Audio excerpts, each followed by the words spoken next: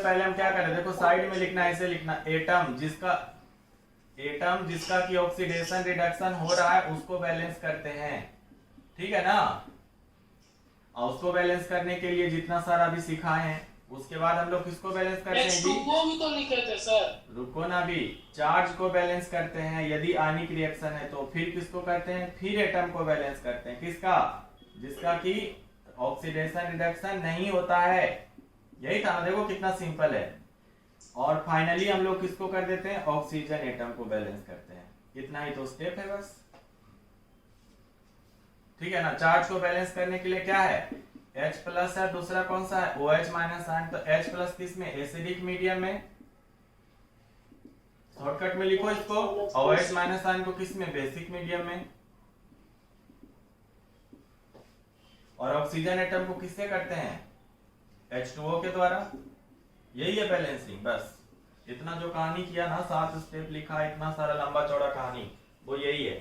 और जिसका oxidation reduction होता है, इसी को बैलेंस करने के लिए हम लोग क्या करते हैं, 3 मेथड अप्लाई करते हैं। कौन सा, ऑक्सीडेशन नंबर मेथड, देखो शॉर्टकट में सब बता रहे हैं कि कॉम्पिटिटिव में कैसे हम लोग सोचते हैं तुरंत में इतना सारा बात।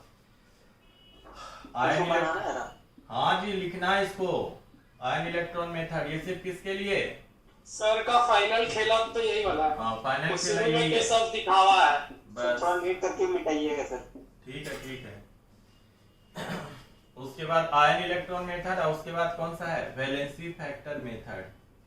इसमें से कोई भी एक मेथड चुन लो, उससे एटम को बैलेंस करके चार्ज बैलेंस कर लो फट सा, फिर देख लो क्या है बस। इसको करने में 10 12 15 सेकेंड लगेगा। मान लो तुम शुरुआत में कर रहे हो तो मान लो 20 सेकेंड लगाया, चार्ज तो फट सा बैलेंस हो जाएगा 5 सेकेंड में, तो 20 5 25 सेकेंड। एटम को मान लो 5 सेकेंड लगा, 25 5 30, और ऑक्सीजन एटम तो फट सा हो जाएगा 5 सेकेंड 35, मान के चलो 40 सेकेंड, मतलब विद इन 1 मिनट बैलेंस हो जाना चाहिए। तो एग्जाम में भी तो एक सवाल पे 1 मिनट से ज्यादा ना मिलता है, तो 1 मिनट में तो तुमको बैलेंस करना सिखाई दिया, 40 सेकेंड में बैलेंस करना सिखा दिया। ये नहीं ना सर, अभी तो आप एस्टिमेशन एवरेज बता रहे हैं। हाँ ठीक है, करेंगे तब ना, ठीक है अभी दिखा रहे ना। चलो ये याद रखना, यही मेन है बस, बाकी सब माया है, जो है यही है हकीकत। हर जगह धूप है, यही छाया है। दिलीप सर क्यों आए? वैसे भी तो दुनिया जो है ना, मोह माया ही तो है बेटा, और क्या है बताओ। इस सब में सर दिलीप सर शॉर्टकट लिखते हैं, हेडलाइंस। चलो मिटा दे इसको। Yes sir. नो सर, एक से ठीक। तो अब इस मेथड में देखो क्या होगा, ये था तुम्हारा पहला स्टेप में ये था, ठीक। दूसरा स्टेप में हम तुमको क्या बोले थे, चार्ज को बैलेंस करना है, क्या लिखे थे, चार्ज को बैलेंस करना है, ठीक। कैसे ही हम लोग लिखे सर? हाँ बिल्कुल सेम चीज रहेगा। तीसरा स्टेप में एटम को बैलेंस करना है जिसका कि ऑक्सीडेशन रिडक्शन नहीं होता है, ऑक्सीडेशन रिडक्शन जिसका नहीं होता है। और स्टेप 4 में बोले थे हम लोग, स्टेप 4 में कौन किसको बोले थे, ऑक्सीजन एटम को, यही बोले थे ना। तो ये तीनों स्टेप इसमें भी वही रहेगा, वैलेंसी फैक्टर मेथड में ये तीनों चीज सेम रहेगा, खाली ये जो पहला है ना ये बदल जाएगा। तो इसमें हम लोग स्टेप स्टेप नहीं लिखेंगे, सीधा बैलेंस करेंगे, ठीक है। लेकिन इतना लिख लो कि हम लोग क्या करेंगे नहीं करेंगे, ये लिख लो। लिख दो sir, all steps are same.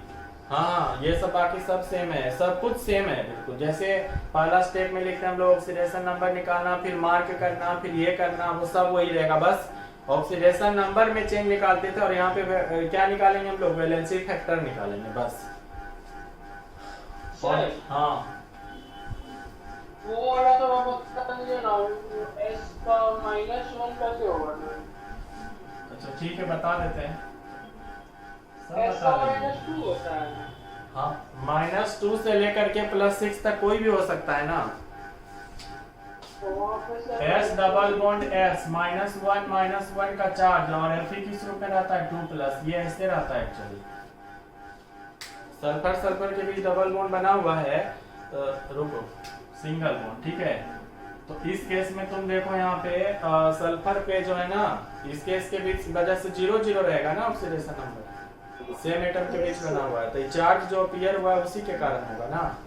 जैसे कैल्शियम कार्बाइड लिखता है CaC2, तो इसका स्ट्रक्चर कैसा होता है C triple bond C, minus charge यहाँ माइनस चार्ज यहाँ, और Ca कौन सा 2+, ये कैल्शियम कार्बाइड का स्ट्रक्चर, समझा। तो FeS2 जो है ना एक्चुअली ऐसे रहता है, पूरी तरह से आयनिक नहीं है। हाँ चलिए अब देखिए यहाँ पे ध्यान से,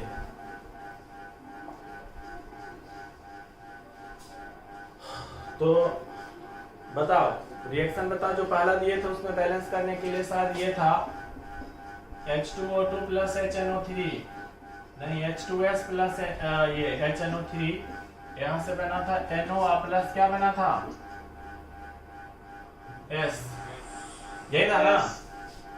चलो अब ध्यान से देखना इसमें क्या करना है, एक लाइन में रिएक्शन को बैलेंस करेंगे, एक लाइन में कुछ नहीं लिखना है, ठीक है। और एग्जाम में ऐसे ही करना है बेटा, RCM का 100 सवाल ऐसे ही बनाना है, बाकी वो दोनों स्कूल के लिए बताएं। -2 है, यहाँ पे +5 है, यहाँ पे +2 है, यहाँ पर 0 है, ठीक। अब देखो -2 से किधर गया 0, तो -2 से 0 गया, तो बताओ इसका वैलेंसी फैक्टर कितना है इसका 2, बोलो ना। हाँ सर। और देखो +5 से +2 गया, तो इसका वैलेंसी फैक्टर कितना है 3, है ना। चलो आप देखो आप क्या करना है कि वैलेंसी फैक्टर यदि में कोई कॉमन नंबर है तो उसको सिंपल में कन्वर्ट करो, जैसे 2 और 4 होता तो 1 और 2 लिख देते हैं, ठीक है। लेकिन यहाँ पे दोनों में कोई कॉमन नहीं है एक के अलावा, तो इस वजह से इसको एडिटिव रखेंगे। आप क्या करना है कि जो वैलेंसी फैक्टर दोनों का निकला एक दूसरे के साथ एक्सचेंज कर देना है, अदला बदली। तो यहाँ क्या लिखेंगे 3 और यहाँ क्या लिखेंगे 2, लिख दिए, ठीक। तो वैलेंसी फैक्टर पहले निकालना है और उसके बाद उसको एक्सचेंज करना है, तो एक्सचेंज किए यहाँ पर लिखे 3, तो बताओ सल्फर हो गया, यहाँ पर कितना हो गया 3 हो गया ना। तो इधर भी सल्फर को करना है 3, इधर को दे करके इधर इतना का ऑपरेट करने के बाद अब इधर इधर को दे करके बैलेंस करेंगे, ठीक है ना। तो इधर 3 सल्फर है, इधर भी कितना सल्फर करेंगे सर अब। हाँ इधर को दे करके हीट एंड ट्रायल कहाँ हुआ, इधर तो देखा भी है ना कि 3 सल्फर है, तो इधर भी कितना रखना पड़ेगा 3 सल्फर। इसके बाद इधर नाइट्रोजन कितना है 2, तो इधर भी 2 नाइट्रोजन करो। अब वो एटम बैलेंस हो गया जिसका ऑक्सीडेशन रिडक्शन हुआ है, ठीक है। अब उसके बाद हम लोग क्या करते हैं, चार्ज को बैलेंस करते हैं। अब चार्ज को बैलेंस करेंगे तो चार्ज तो है नहीं इसमें, उसके बाद ऐसा एटम ऑक्सीजन और हाइड्रोजन को छोड़ के ऐसा एटम जिसका ऑक्सीडेशन रिडक्शन नहीं हो रहा है उसको बैलेंस करेंगे, इसमें है ही नहीं। उसके बाद अगला कौन सा, ऑक्सीजन एटम को बैलेंस करेंगे। तो देखो ऑक्सीजन इधर कितना है 6, इधर कितना है तुम्हारा 2, तो इधर कितना घट रहा है 4, तो यहाँ पर क्या लिखेंगे 4H2O लिखेंगे। अब हाइड्रोजन काउंट कर लो, इधर कितना हाइड्रोजन है 8, इधर कितना हाइड्रोजन है 6 और +2 कितना 8, बैलेंस हो गया। क्या बोला, बैलेंसी फैक्टर तो बोले, तो कैसे निकला है बैलेंसी फैक्टर, -2 से बेटा 0 गया है, तो सल्फर कितना इलेक्ट्रॉन लूज किया है, समझ में आया, 2 इलेक्ट्रॉन लूज किया, तो इसका बैलेंसी फैक्टर 2 हो गया। और नाइट्रोजन +5 से +2 गया तो इलेक्ट्रॉन गेन किया है 3, तो इसलिए बैलेंसी फैक्टर 3 हो गया, बस। आज पता है सर, अभी बन रहे थे बाबा केमिस्ट्री क्लास में। अच्छा बैलेंसी फैक्टर बता रहे थे सर। चलो मतलब 100 मेरे ऊपर लगभग 10-15 सवाल दिए थे। अच्छा बताए जा रहे थे, तो बनाया था तुम, हाँ सर बनाएंगे नहीं, वेरी तो वो एक्सेप्शन वाला था, तो वो बोल दिए होमवर्क से करके, हम पूछे सर आप ही बता दीजिए एक्सेप्शन में कैसे करेंगे, तो मैंने बना के आना पड़ेगा। ठीक है, अभी देना, अभी देना, हमको बनाएंगे हम। आप देख लीजिएगा सर कौन सा है, हमको नहीं पता कौन सा है, हम आपको रिएक्शन लिखवा बता देंगे। ठीक है ठीक है, चलो दूसरा एग्जांपल बताओ, तो दूसरा बैलेंसिंग का दिए थे दो ना, कोई भी दो ना हमको। NO2 plus OH NO2 plus disproportionate reaction OH minus ion बना होगा तुम्हारा क्या, एक NO3 NO2 NO3 माइनस और प्लस NO2 माइनस हाँ प्लस H2 प्लस H2, यही है ना। अब देखो यहाँ पे ये डिस्प्रोपोर्शनेशन वाला रिएक्शन आ गया ना, तो इस केस में तो एक ही रिएजेंट होता है ना, ऑक्सीडेशन भी सी का, रिडक्शन भी सी का, तो वैलेंसी फैक्टर कैसे एक्सचेंज करोगे, नहीं कर पाओगे ना। बोले कि जो डिस्प्रोपोर्शनेशन रिएक्शन होता है बेटा, तो उसमें इलेक्ट्रॉन गेन भी वही एटम इलेक्ट्रॉन गेन भी करता है, वही एटम इलेक्ट्रॉन लूज भी करता है, तो वैलेंसी फैक्टर एक्सचेंज कैसे करोगे, उसके लिए तो अलग अलग होना चाहिए ना।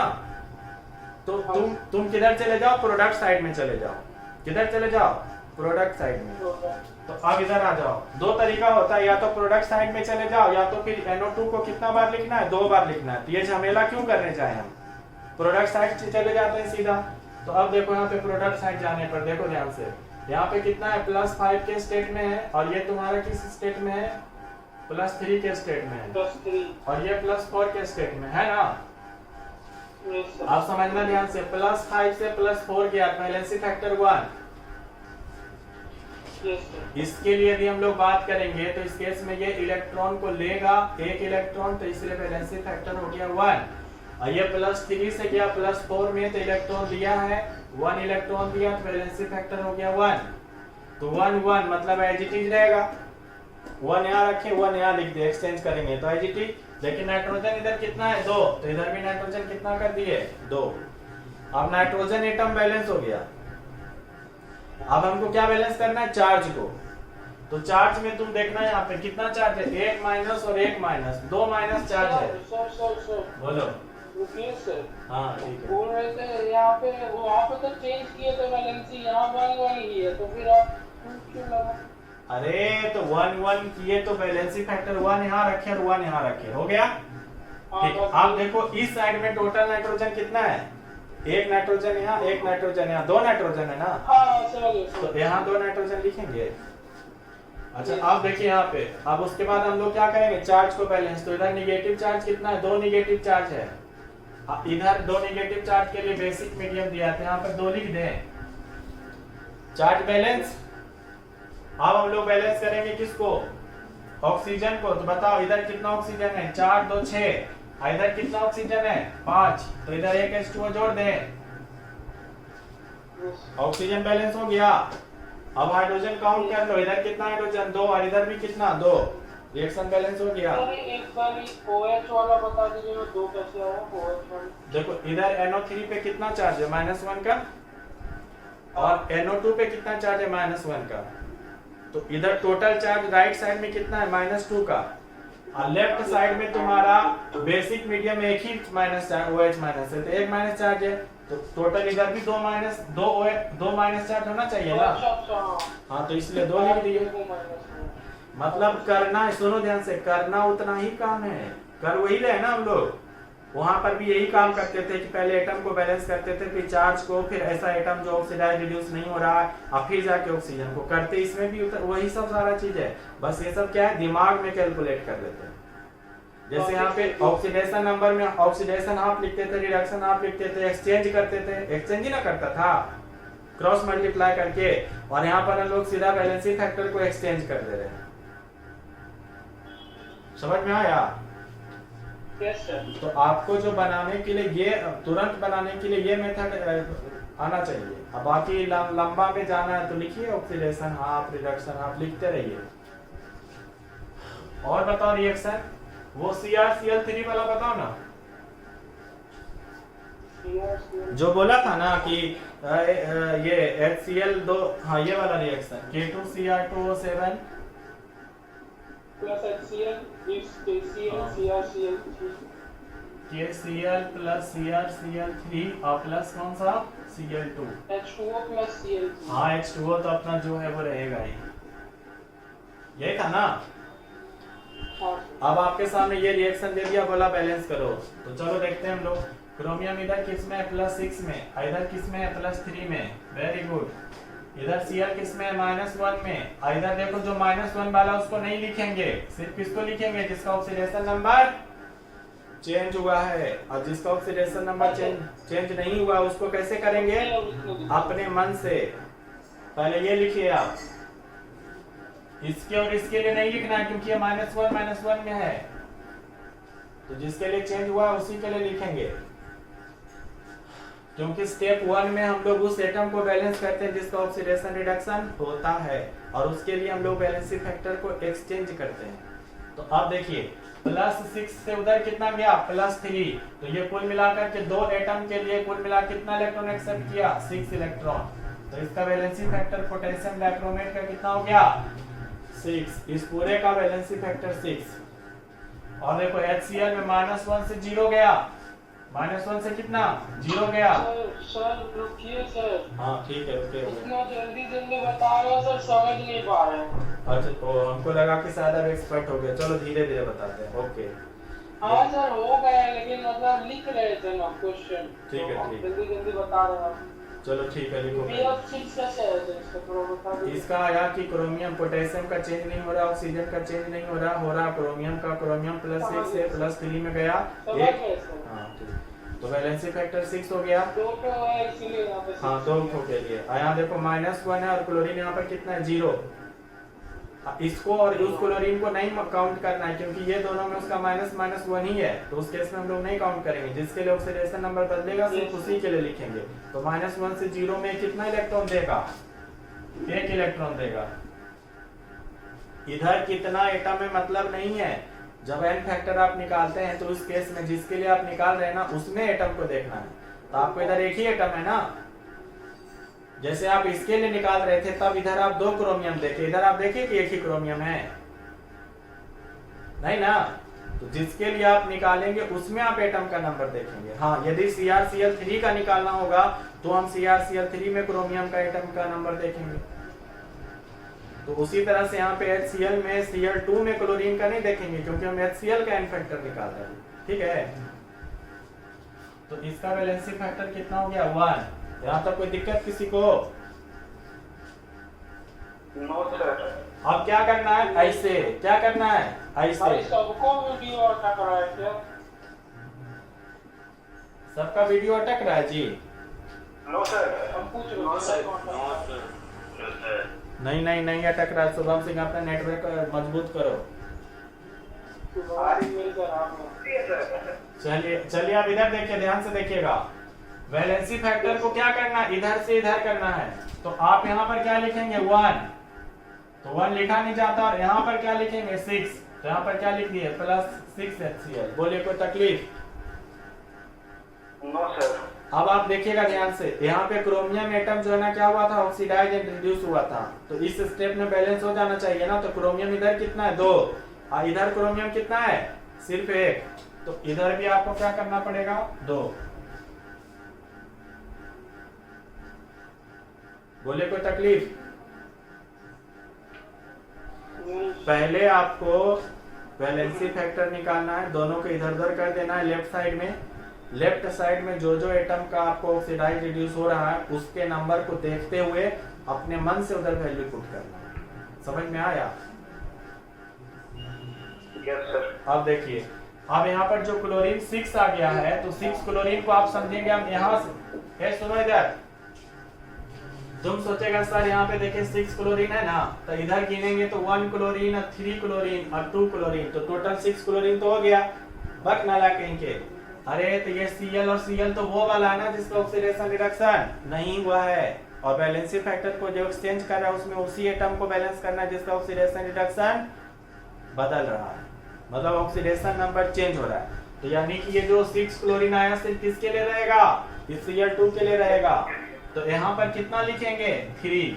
यहाँ पर कितना लिख देंगे? 3। तो 3 दूनी 6 इधर हो गया और 6 इधर हो गया। तो ये वाला क्लोरीन जिसका ऑक्सीडेशन हो रहा था वो बैलेंस हो गया ना? Yes sir. अब देखिए, अब हमको उस एटम को, मतलब वो एटम बैलेंस हो चुका है जिसका ऑक्सीडेशन रिडक्शन हुआ है। ये क्रोमियम का ऑक्सीडेशन रिडक्शन हुआ था, क्रोमियम इधर 2 है, इधर भी 2 है। इस क्लोरीन का हुआ था Cl2 के रूप में, तो इधर क्लोरीन तुम्हारा 6 है, तो इधर भी हम लोग 3 से मल्टीप्लाई करके 6 कर दिए हैं। हो गया? अब उसके बाद हम क्या बोले थे, चार्ज को बैलेंस करना, लेकिन रिएक्शन मोलिकुलर फॉर्म में दिया हुआ, चार्ज में आयनिक फॉर्म में दिया हुआ ही नहीं है, तो इसका मतलब यहाँ पर चार्ज बैलेंस नहीं करेंगे। अगला स्टेप में क्या था, उस एटम को बैलेंस करेंगे जिसका ऑक्सीडेशन रिडक्शन नहीं हुआ है। तो किसका किसका नहीं हुआ, other than oxygen and hydrogen. Other than मतलब ये कह रहे हैं कि तीसरा जो स्टेप लेंगे जिसमें उस एटम को बैलेंस करते हैं जिसका ऑक्सीडेशन रिएक्शन नहीं होता है, तो इसमें ऑक्सीजन हाइड्रोजन के अलावे सारे एटम को रखते हैं, ऑक्सीजन हाइड्रोजन को काउंट नहीं करते हैं इसमें। तो देखो इसमें एक पोटेशियम है, पोटेशियम, ठीक है, और दूसरा कौन सा है, कुछ टाइप का क्लोरीन, यही तो होना है जी जिसका ऑक्सीडेशन रिडक्शन नहीं हुआ है। Yes sir. तो अब चलो देखो पोटेशियम इधर कितना बेटा, 2, इधर कितना है, 1, तो हमको क्या करना पड़ेगा, 2, तो 2 कर दिए। चलो पोटेशियम तो हो गया ना पूरा। अब आ जाओ, अब दूसरा जो एटम जिसका ऑक्सीडेशन रिडक्शन नहीं हो रहा था वो था क्लोरीन। तो ये वाला क्लोरीन है ना, ये वाला तो हो चुका है देखो, इसीलिए इसको रेड मार्क किए हैं, जिसका ऑक्सीडेशन रिडक्शन नहीं हुआ उसको रेड मार्क किए हैं, ठीक है। तो अब देखो यहाँ पर 2 क्लोरीन और यहाँ पर 3 दूना कितना हुआ, 6 क्लोरीन, तो 6 2 8 क्लोरीन ऐसा है जिसका ऑक्सीडेशन रिडक्शन नहीं हुआ है। तो अब देखो इधर क्लोरीन किस रूप में है, HCl के रूप में, तो इसका मतलब है कि हमको 8 HCl क्या करना पड़ेगा, इधर जोड़ना पड़ेगा अपने मन से, क्योंकि जिसका ऑक्सीडेशन रिडक्शन नहीं होता उसको अपने मन से ही ना जोड़ेंगे, बैलेंस करेंगे। Yes sir. नहीं समझ में आया,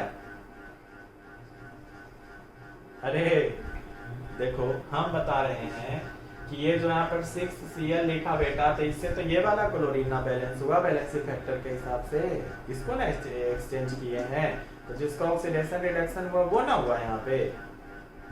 इसके अलावा जो क्लोरीन है वो ऑक्सीडेशन रिडक्शन में पार्टिसिपेट नहीं किया है, तो जिसको पार्टिसिपेट नहीं किया ऑक्सीडेशन रिडक्शन में, तो उसको एक ही तरीका होता है हीट एंड ट्रायल मेथड। तो अब इस केस में हमारे पास वैल्यू कितना है क्लोरीन का जिसका ऑक्सीडेशन रिडक्शन नहीं हुआ, तो यहाँ पर क्लोरीन दिख रहा है और यहाँ पर क्लोरीन है, ठीक है।